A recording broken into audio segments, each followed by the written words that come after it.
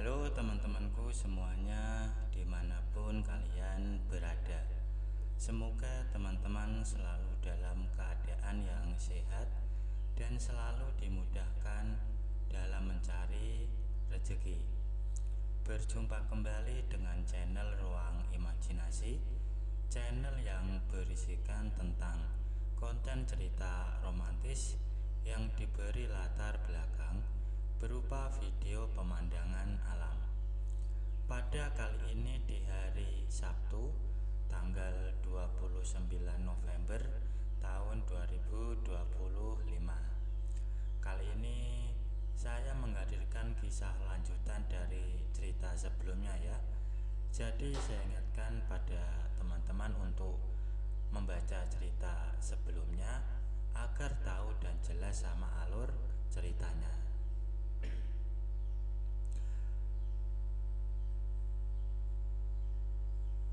Selang 2 bulan semenjak pertemuan itu, akhirnya Tika benar-benar menikah dengan Aryo. Acara pernikahannya cukup meriah, meski sederhana. Banyak keluarga Ibu Angga dan bapaknya yang datang. Bahkan acaranya sampai tengah malam, baru tak ada lagi tamu yang datang. Seperti yang Angga khawatirkan, setelah seminggu dari acara nikahan itu, Tika diboyong ke kota untuk ikut suaminya. Memang di kota Aryo sudah punya rumah sendiri, jadi istrinya harus menemaninya hidup di kota. Saat perpisahan dengan Tika, Ibu dan Dina nampak terharu. Hanya Angga yang menangis seperti anak kecil yang ditinggal pergi orang tuanya. Angga langsung masuk ke kamar dan tak mau lagi melihat kakak perempuannya itu pergi. Beberapa hari semenjak Tika pergi meninggalkan rumah untuk ikut dengan suaminya ke kota,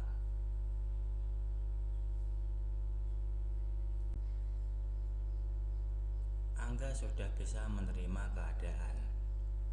Kembali ia melakukan rutinitas kesehariannya, pergi ke ladang. Ibunya terus-terusan berusaha menghibur Angga dan menenangkan pikiran. Memang kalau ibunya yang bicara, Angga pun selalu menjadi tenang dan mulai bisa berpikir ke depan lagi. Ia pikir memang percuma kalau ia terus menangisi perginya kakaknya itu ikut suaminya. Hari itu Angga kembali pergi ke ladang sendirian. Biasanya memang ibunya yang selalu menemaninya, tapi karena hari itu ibunya ada kerjaan di rumah tetangga, jadinya ia tidak bisa ikut dengan Angga. Dari pagi sampai siang, Angga benarkan beberapa lajur tanaman yang rusak. Karena sudah 2 minggu lebih Angga tak menengoknya. Memang sejak acara nikahnya Tika, baru hari itu Angga bisa pergi ke ladang. Dan selesai membenarkan tanamannya, ia duduk di bawah sebuah pohon nangka yang ada di pinggir ladang. Biasanya memang disitulah Angga istirahat selepas menggarap ladang.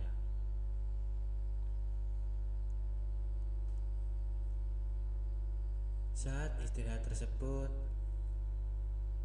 Angga mendengar teriakan dari salah satu temannya, dan temannya itu adalah Adi. Kemudian Adi pun ikut istirahat di bawah pohon mangga tersebut. Mereka pun akhirnya ngobrol beberapa saat.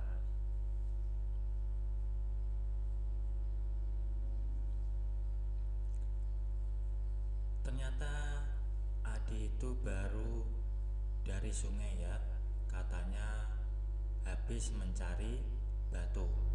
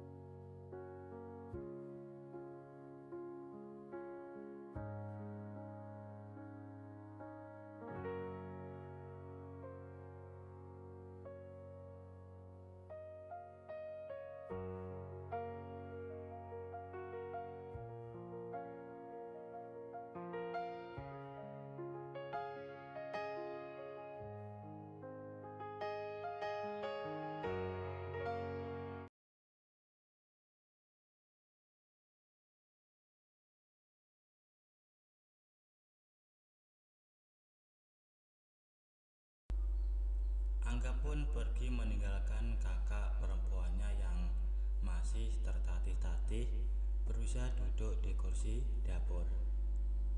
Angga sudah tak peduli lagi pada kondisi kakaknya itu karena dia bilang tidak apa-apa. Tanpa menunggu lama, Angga pun membaringkan dirinya di atas tempat tidur. Ia sudah merasa capek dan matanya mulai langka. Hanya dalam hitungan menit, kemudian Angga pun tertidur dengan lenyap.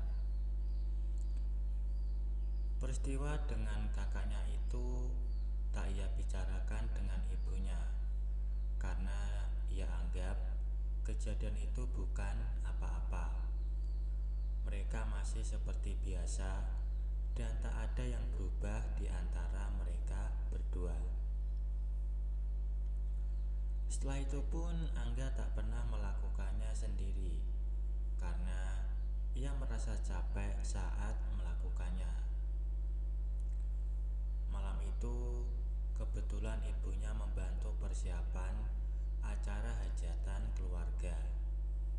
Sedangkan kakaknya sedari sore sudah pergi keluar bersama pacarnya. Jadilah Angga ditinggal sendirian di rumah. Sebenarnya sudah sering Angga ditinggal seperti itu, tapi pada akhirnya ia pasti tidak bisa tidur dan gelisah sepanjang malam. Keesokan paginya Angga bangun dengan agak malas. Tadi malam ia kembali mimpi, tapi begitu melihat tak ada bekas. Entah kenapa bisa begitu, Angga masih tak mengerti. Biasanya kalau ia mimpi, pasti akan ada bekas di pagi harinya. Memang tadi malam Angga tengah bermimpi bertemu dengan seorang perempuan yang tiba-tiba mau melakukan dengannya. Sayangnya wajah gadis itu tak bisa melihatnya karena hanya berupa bayangan yang tak jelas di mimpi. Terus terang di pagi itu Angga merasa gembira dan lega. Mungkin karena ia berhasil bertemu dengan gadis pujaannya yang hadir lewat mimpi. Begitu Angga terbangun, nampak cahaya matahari belum bersinar terang. Masih hanya berupa remang-remang cahaya yang terlihat menembus tembok rumah. Tanpa berpikiran macam-macam lagi, Angga pun bangun dari tidurnya dan menuju dapur. Hari itu ia harus kembali ke ladang karena masih banyak pekerjaan yang akan ia lakukan. Setelah menyalakan kompor dan merebus air, ia pakai celana dan kaos yang biasa ia jadikan kostum saat pergi menggarap sawah.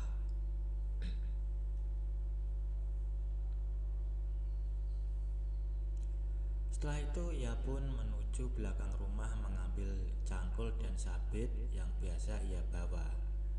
Selepas itu ia melangkahkan kakinya menuju ladang yang jaraknya memang lumayan jauh dan hanya bisa ditempuh dengan jalan kaki. Saat bekerja di ladang, pikirannya kembali teralihkan dari kerinduan pada ibunya. Angga belum tahu juga apa ibunya sudah pulang apa belum, karena ia masih berada di ladang. Ia meneruskan saja pekerjaannya sampai semuanya selesai dan tidak ada lagi tanaman yang rusak.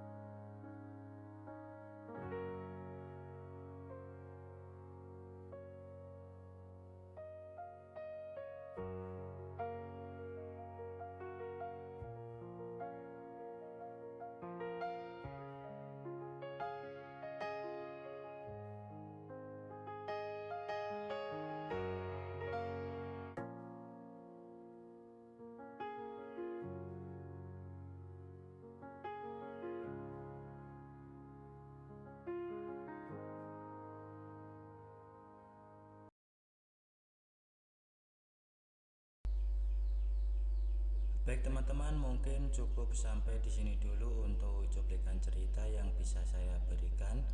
Kalau ada salah penulisan maupun perkataan, saya minta maaf yang sebesar-besarnya.